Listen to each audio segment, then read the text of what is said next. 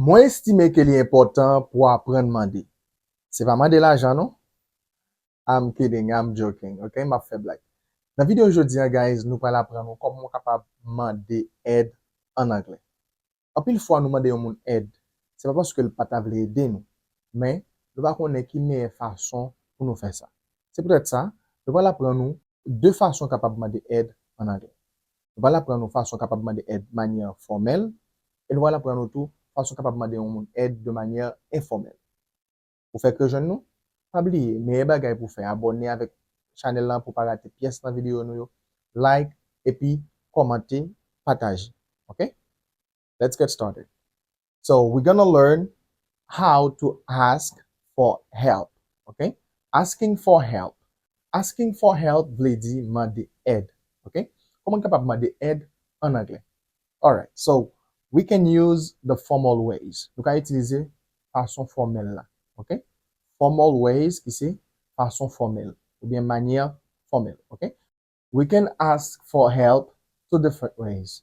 We can ask formally or informally. Okay, so we're gonna learn at least 10 questions that we can ask to ask for help in English. Let's repeat after me. Could you help me, please? One more time. Could, if I could, I'm dit could, okay? Could you help me, please? Could you? Could you help me, please? Est-ce qu'on est capable d'aider, s'il vous plaît? Ça, c'est une façon formelle ou capable de demander aide en anglais. Comme dire est-ce qu'on est capable d'aider, s'il vous plaît, me dit, could you help me, please? Let's say it again. Could you help me, please? Could you help me, please? Est-ce qu'on est capable d'aider, s'il vous plaît? OK? Comme dire est-ce qu'on est capable d'aider, s'il vous plaît, me dit, could you help me, please? On dit qu'on fait un bagay et puis on a besoin d'une aide, on dit, ah, come on, could you help me, please? Viens joindre moi. Ou capable d'aider, s'il vous plaît? OK? Come on, could you help me, please? Toujours dit please parce que moun nan paraît avec vous. OK? Ça veut dire qu'il faut qu'on demande moun nan, s'il vous plaît, ou bien, tant pis. Est-ce qu'on est capable d'aider, tant pis, me dit, could you help me, please? Perfect. So let's move to the next one. Deuxième question, bien, deuxième façon capable de demander aide de manière formelle en anglais, c'est I need some assistance, please. On va le répéter. I need some assistance, please. I need some assistance, please. I need some assistance, please. Ça veut dire, moi besoin d'aide, s'il vous plaît. Ou bien, moi besoin assistance, tant pis. Ou bien, tant pis, moi besoin aide. I need some assistance, please. Let's say it again. I need some assistance, please. Ouf, I need some assistance, please. Moi besoin aide, s'il vous plaît. Ou bien, moi besoin aide, tant pis. OK? Please veut dire s'il vous plaît, ou bien, tant pis. Ou bien, need, besoin. I need, moi besoin. I need you, moi besoin. OK? So, some qui c'est quelque, quelques. Mais là, je dire, moi besoin quelque aide.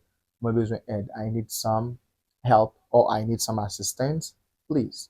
Okay? So I could replace assistance by help. But I remplacer assistance par help. Okay? I need some assistance, please, or I need some help, please. All right? Okay. Troisième façon capable de demander aide en anglais de manière formelle, c'est would you mind helping me? One more time. Would you mind helping me? Would you mind helping me? Ouais. Would you? If I would, me dit would. Would you mind helping me? Hey, would you mind helping me? Ça veut dire, est-ce que ça peut te déranger pour aider? OK? Comme dire ça, est-ce que ça peut te déranger pour aider? Me dit, would you mind helping me? OK? That's a formal way to ask for assistance in English. Okay? Would you mind helping me? Hey, would you mind helping me? Est-ce que capable d'aider? I need some help. All right.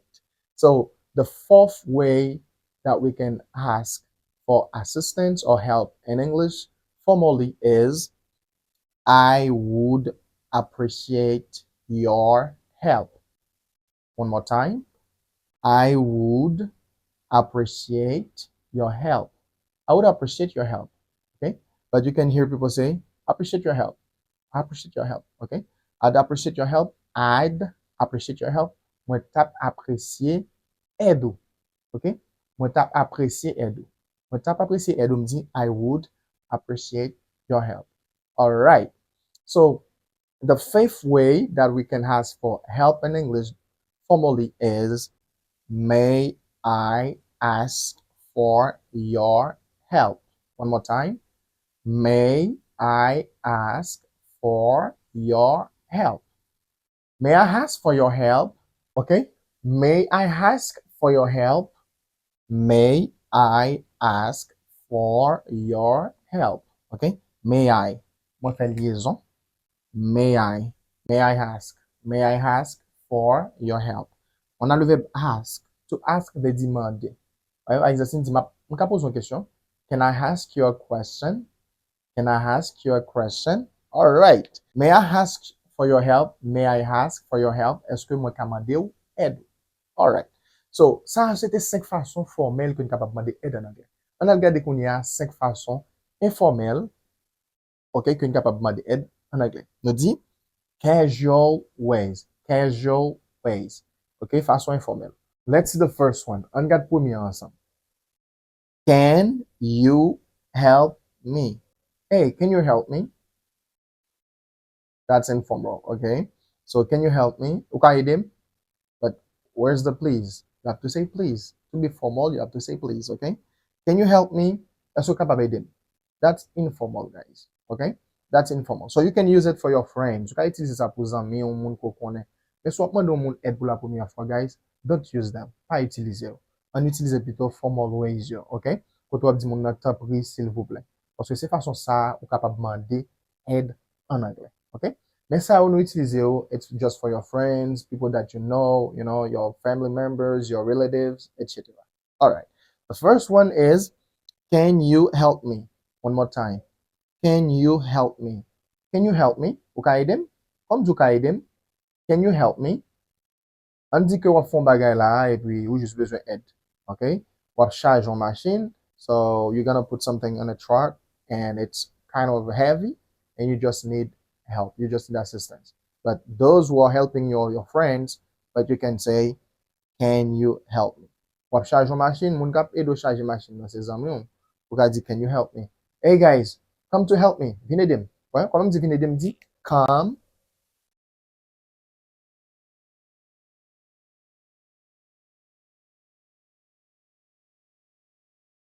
Ouais, come to help me. Come to help me. Vinedim. Come to help me. That's your friend. Ses amis, you can say, hey, guys, come to help me. Vinedim. Okay? But for people you don't know, you don't have to say, come to help me. You have to say, could you please help me? Or could you help me, please? All right? You use the formal ways. All right, let's continue, guys. So I say, second, I need a hand. Moi, je vais répéter. I need a hand. Nous faisons liaison. I need a hand. Hand veut dire main.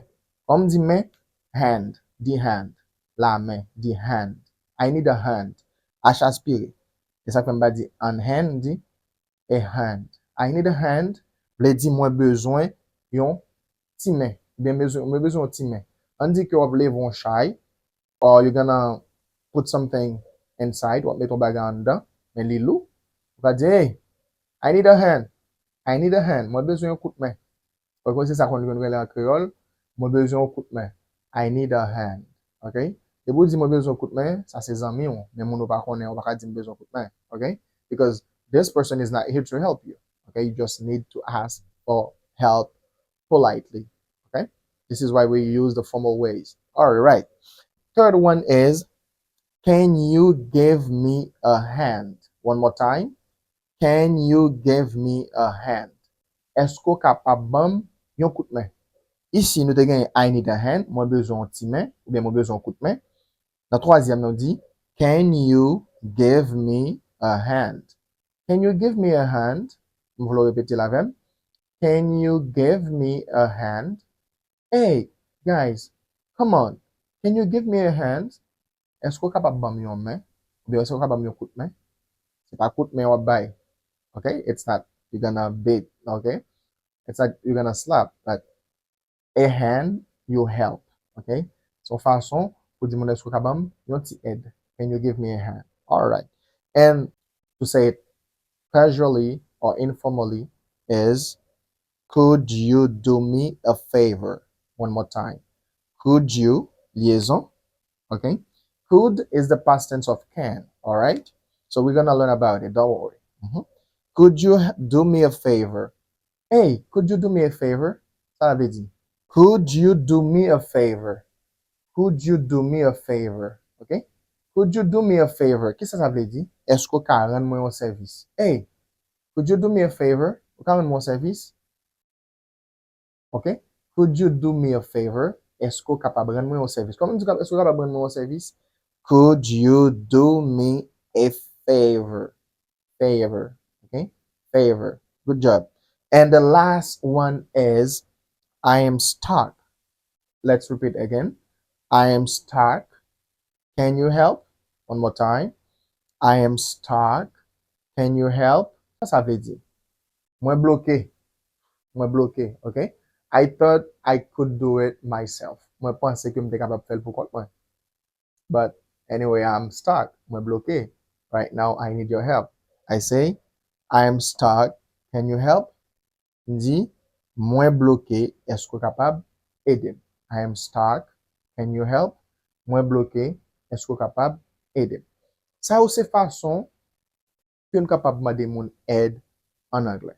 Nous suggérons pour conseiller pour utiliser façon qui plus formelle là pour monde qu'on pas connaît. OK?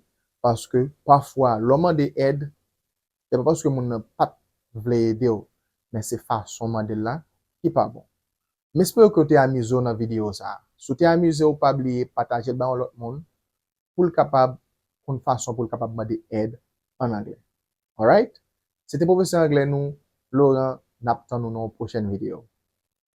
Bye.